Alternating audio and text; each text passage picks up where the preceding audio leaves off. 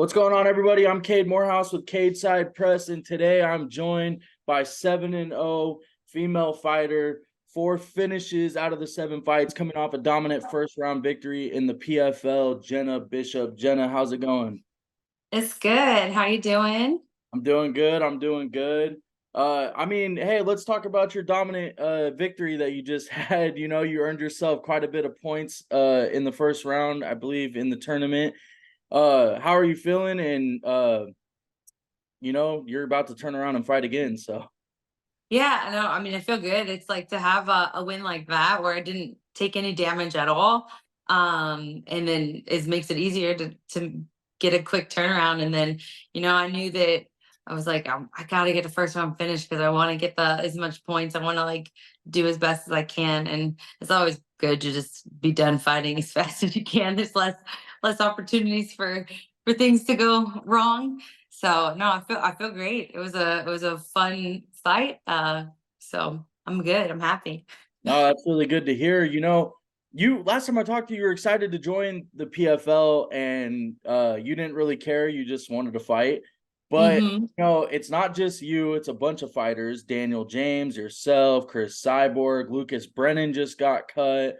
Um, I think Gregor Musasi is having problems. Like, there's a bunch of fighters that are coming over from Bellator that are not exactly having the best start with the promotion. Can you Hmm. walk me through like what the problem is, especially with like the seating stuff and like what you guys are having issues with specifically, or at least from your point of view?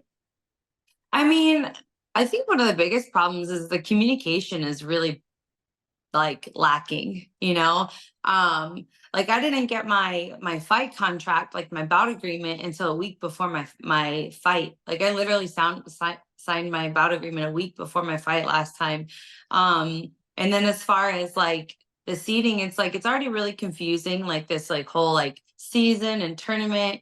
It's very new and it almost seems like it's just like no, the fans, like it's not even just the fighters, the fans like don't understand how it works, but we don't understand how it works. And I'm trying to get clarification because it's not necessarily, it's like the first 2 fights in season, they're not part of a tournament, but it doesn't really make sense how they say that they don't do matchups like matchmaking, but somebody is doing matchmaking for the first 2 fights of the season because that's how you get your points to move forward into the playoffs, I guess. But there's just a lot of confusion, and I think that um I think a lot of things for me, it's just a lack of communication. And then also like I feel like the belts for people, it's like we're like the stepchildren of the promotion. And then which doesn't make sense a lot of sense to me because I think the Bellator had the stronger rosters, the better name as far as like name recognition is inside, like just for fans and the general like MMA community. But I don't know. There's a lot. Yeah, let's start off with this situation. It's not really your situation, but I just want to know if this is kind of how you're feeling, but like you beat Chelsea Hackett, now you have to fight Taila Santos.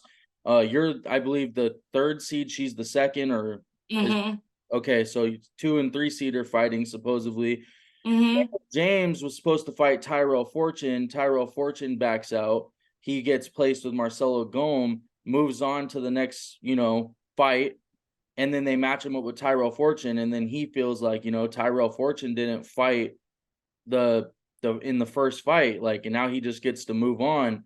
So I guess, Hmm. is it just like kind of all those things that factor into like how they're doing things, or Yeah, I think it's like what's the decision making behind this thing? There's to me, and I think to everyone else, there's clearly some favoritism going on as far as like how they're seeding things, how they're making these matchups, what they're doing. And like with Daniel's thing, I get it. I guess his opponent, like you're gonna have to get a first round finish to be able to even qualify because you still need the points to get into the playoffs. So even though I guess it's technically not moving forward in the tournament because this isn't a tournament, but it's all so confusing. It's like, I don't know what we're doing here. Like, why do you have, the number one seed fighting somebody who lost the first round in the first fight of the season in the first round, and they're co-maining an event. Meanwhile, the 2 and 3, which, like, we're all technically tied for, with points, like, we're fighting each other. There's only one person in the flyweight division that had a win that's fighting a loser, and everyone else is fighting winners. It's So just both the like, first round finishes have to fight each other pretty much. But here's the thing: is yeah, you say it's not a tournament style, but the way that they're making it seem is like a tournament style, right? Because it's points, yeah, it's like seeds. So like that's where I got confused, and that's why I thought maybe you would have better clarification. But I guess no. fighters don't have any more clarification than anyone else. No, I think that us fighters are just as confused as, the general public, and it's just, there's just not a lot of communication. And so, I mean, at the end of the day, I was excited about this just because I want to fight. And, there's people that are in this tournament, and that, have turned down fights against me. And so now, nobody gets to say no. So that's good, because I get to just stay busy. That's all I wanted to do. I just want to keep winning fights and proving myself and proving that, that I'm the best that there is. And that's a good point from it all. But I just think that it would be nice if there was a little bit more, like I said, communication, clarity in what they're doing and how they're doing it. Like, let's say if this was, because they liken it to, like, March Madness, or which is a full tournament bracket. You would start the whole March Madness is like, you're gonna know there's gonna be a clear bracket going into that One tournament seed's before gonna it even pick the starts. last seed. Yes, and so that's nice. So I get, but then we do points to get into the bracket. That's the thing. So we have to, but even if we were, let's say this was like even at college or NBA, any other sport, you start a season, which no season is just two weeks, essentially, or two games. But you start a season and your schedule for the entirety of the season, right? It's like, if like you get the schedule at the beginning of the year, exactly every week who you're fighting. And so it would make more sense if they weren't gonna do that, like, bracket it for the first two fights, then just tell us, put a schedule out of, like, this is who you're fighting first, this is who you're fighting second, and then that determines how you move on into the playoffs or whatever. But I don't know, that's just me. There's just a lot of things that just don't make sense to me. I mean, I guess the last thing I have on this is, like I kind of thought that the first round was going to be how you guys get seated, the points, Yeah. and then after you guys get seated, I thought, okay, the one with the most points is going to fight the last in this seed, because that's how it works. Number 2 fights 7, 3 fights 5, Mhm. and so on Yeah. and so forth. I thought that's how it was going to work, but it doesn't obviously seem that, because here we are in the second fight of this season, I guess, and you're fighting number 2. So, Yeah, but I mean, the my next fight in my mind is what should be the finals of the whole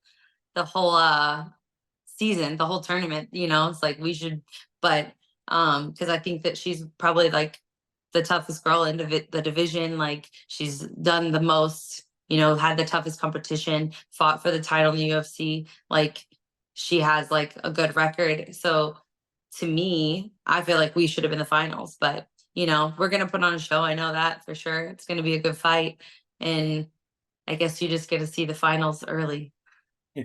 yeah, I wanted to ask you too.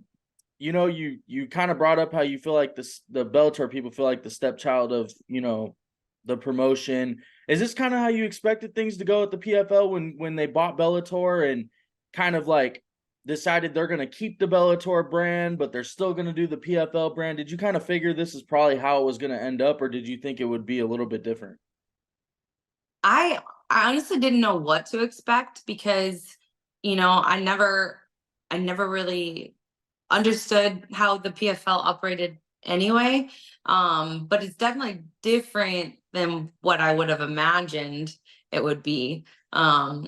I thought that they would just merge the two, and then would just everything's just, I don't know. And they said that they're going to keep everyone's contracts and they're going to do this and that, but clearly, there's other fighters that are having issues with that. So it's just it is what it is. I mean, there's nothing I can do about it and I can change, but it is. I don't know that to me it seems like maybe they didn't even have a clear idea of what they were going to do going forward. That's just like my own opinion. I don't know, my perception, but and it's just like a lot of figuring it out on the go. Um, which it might be the case, it might not be. I might just be wrong, completely clueless. But maybe if there was a little bit like better communication with the promotion and the athletes, like a lot of the athletes didn't even know from Bellator, didn't even know that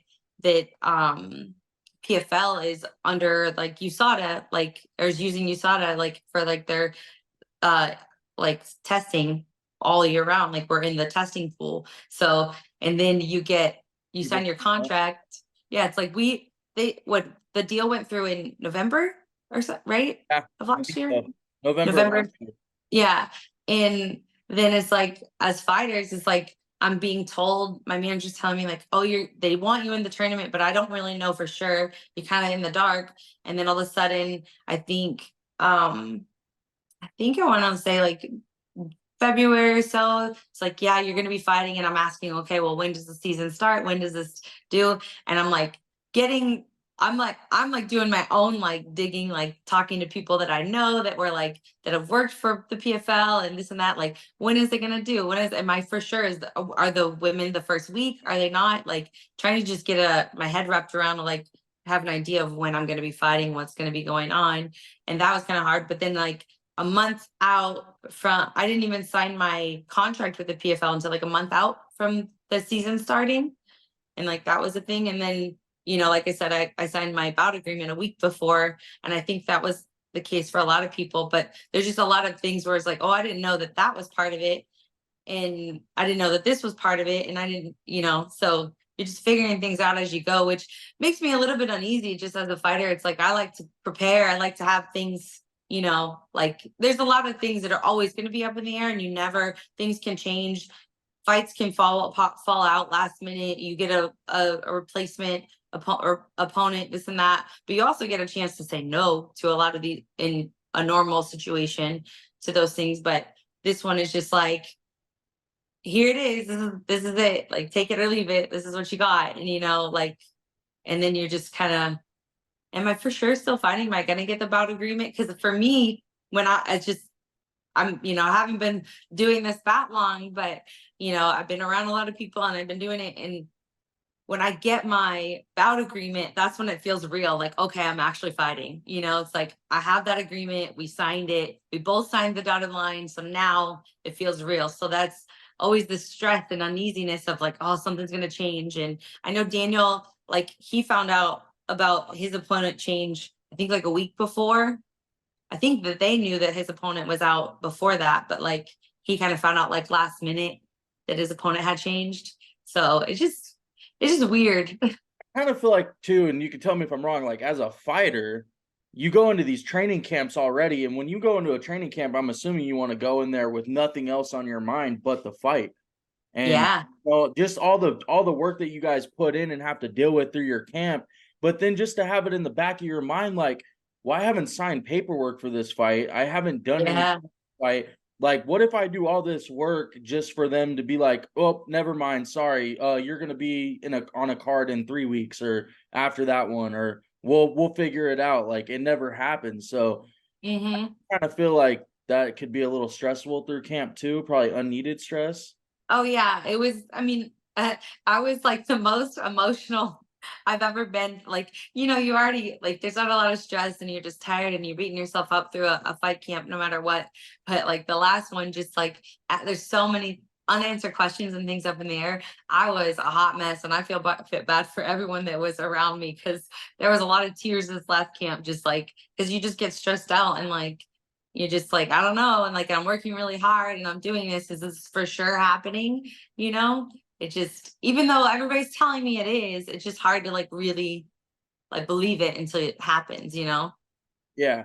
I got one more, or actually I got a question about my next question, and then we'll talk about the Taila Santos fight, and then I'll let you Uh-huh. get out of here. But I just want to ask you, do you prefer this way, that the way that Bellator did things with the ranking system, kind of like the UFC, where you guys are ranked and you earn your ranking, or Hmm. do you prefer this tournament styles way if they were doing it in a more organized way? I mean, I think I don't really love like the points in the way that they like that you get ranked, because you could go to war with somebody, have an amazing fight, but you only get 3 points. But somebody else, it's like maybe it was like a mismatched or a lesser opponent, and then you get a quick finish. It's like that scores you more. And of course, everybody in the anytime you go into a fight, everybody's trying to finish the fight. You want to get out of there as soon as you can, because like I mean, if that's not the case, I don't know, maybe I'm crazy. Like maybe other people just want to like stay in there, but it's just like you want to get it done. So like I don't need incentive to like finish the fight sooner, you know? But depending on matchups and things like that, where it's like clearly can be influenced by other people putting certain things together. Um, I don't love that, because you could even win all both of your season, like both of your fights, and then still not make it to the playoffs. So Because it you doesn't didn't really, get finishes. because you didn't have enough. Yeah, like if somebody else just finished really fast both fights and then you didn't, so you like it's weird that you could be winning and still not make it to the playoffs. So that's to me, and I don't think that the system for rankings is perfect. Like with the UFC and Bellator do it either, because I know that that's like, because like I beat Ilara Joani in my last fight with Bellator. She was ranked number 10, and I was like, that was my second fight in Bellator. She still stayed in the rankings, and I didn't get moved up into anything. And somehow another girl got moved up, like, then she didn't hadn't even fought in like 6 months. And I was like, wait, what? Like, this I doesn't feel make like sense. after, I'll be honest with you, because I obviously know that the media, not everybody in the media, but the media in general Yeah. handles and votes on the rankings. Yeah. But it does make me wonder after Bellator 300 if, they kind of had a feeling that, it probably wasn't going to go much further than that. So maybe they just stopped. I don't know, But they honestly. still are making, that's what I was thinking, like maybe because it's that, but like they still made changes like to the rankings. And I was like, wait. And then they made it like even after at 301, they still made changes to the Bellator rankings. So I was like, I don't know, because you just like you don't know who in the media, it's like anonymous, but the media makes the rankings. So that's kind of weird to me, because like how do you get qualified to do that? I feel like it would be nice if there was a little bit like clearer, Like more like with promotion, like maybe tied in hand with the promotion so they can make sure that certain things aren't happening in a way. yeah, or if there was just a clear criteria of how you Rank move fight. up in the rankings, or like what they're basing that off of, because you would think that if you beat somebody that's ranked, you're gonna like move ahead of them, but that's not always the case. Like I've seen that happen with like Angela Hill. It's like there's so many times where I'm like, she won, she beat these girls, and then she got moved down, and these other Yeah. girls got moved ahead. Like, huh? Yeah. But That happens all the some time, especially in the UFC. yeah, I'm Especially. like, nothing's perfect for sure, but I don't love the point system in the tournament style, because MMA is not the same as any other um like normal like team Or, sports. like turning It's around and having to fight like 6 weeks later after a yeah. brutal war. I mean, look at Clay Collard already. I mean, he's just had a fight with Patricky, and now he's got to turn around and fight, I think, honestly, a week after you. So, Yeah. uh, Yeah. yeah, I mean, there's crazy turnarounds definitely with this tournament style. But I want to get into this. Obviously, but like Taila Santos is probably the best well-rounded fighter, maybe that you've actually, I'm almost positive that she is. I mean, there was like everyone would argue that she was the first one to really beat Valentina. But Yeah. she's like super talented. So uh this is a really interesting fight, like for both of you. And you know, you only being 7-0, but how talented you are and your support system and your team. Like, how do you feel going into this fight with somebody as dangerous as Taila Santos? Obviously, you're very dangerous yourself, but just that name in general. Yeah. I'm excited like I knew that we were gonna have to fight each other at some point when I saw that she was in the tournament. And that excited me because I'm like, that's a big win for me. I've fought a lot of really tough competition, like even like, two of the girls that I beat are now in the UFC. Like when I beat them in LFA, then they got called to the UFC. And then, having an opportunity to fight her, I was just like, I'm pumped because like I'm I'm getting I'm confident in my abilities, wherever we need to take this fight. And I don't know, I think it's a great fight and I'm excited for it. You know, she hasn't shied away from going to the ground with people, but you're a lot different on the ground, you know, like not a lot of people, maybe a lot of people don't know about Jena Bishop yet, but I know that they will real soon here. I mean, your ground game is just different than a lot of people's. Like it's crazy. Do you Yeah. she'll test you there? Uh, I don't know. I doubt it. I mean, Uh, Chelsea tried, I think, right? She was the one that originally had taken you down, right? no, it was just a transition from the back. That's That's right. why she That's wound right. up That's on right. top. That's right. No, no, and like I don't think anybody has actually tried to take me down in a fight yet. I've been surprised at the people that are willing to clinch with me because like that's just if we're touching, like I'm happy. And so but I also know it's like I can't expect that, because I fought a couple of girls that are judo girls and they didn't really want to tie up with me. They didn't really want to like try and go to the ground, even though that's what they've done in a lot of their fights. So you can't expect it to go any which way, So I'm just prepared for wherever it goes. But I know that, like, there's jujitsu, like really good jujitsu, and then there's people who are good at jujitsu and MMA. And it's like I feel like I've proven myself in both realms to be pretty superior to most people. No, you're actually right. I actually, now that I think about it, I do remember it was a transition. No, and now that I'm thinking about it, you're probably right. Not too many. I don't know if anyone's ever tried you there, but I do want to ask you, like, at what? Because I really don't know. At what point does like do you feel stronger than these other girls you're fighting when it comes to the grappling department, or is it more so your technique? Like, at what point does strength beat the technique or technique beat the strength? Like, what's better? I think it's a combination of it. Just like I know because of my technique, I know how to feel strong. Like I love when people tell me like you feel so heavy and you feel so strong. And like I feel like I'm just stuck in positions. And it's not because I'm the strongest person in the world. Like I do think that I'm pretty strong, but like it's like I have the technique. I have like I know how to use my body to hold positions and to trap people because I've been doing it. You have a feel for these things, and I've been working on that like for so long.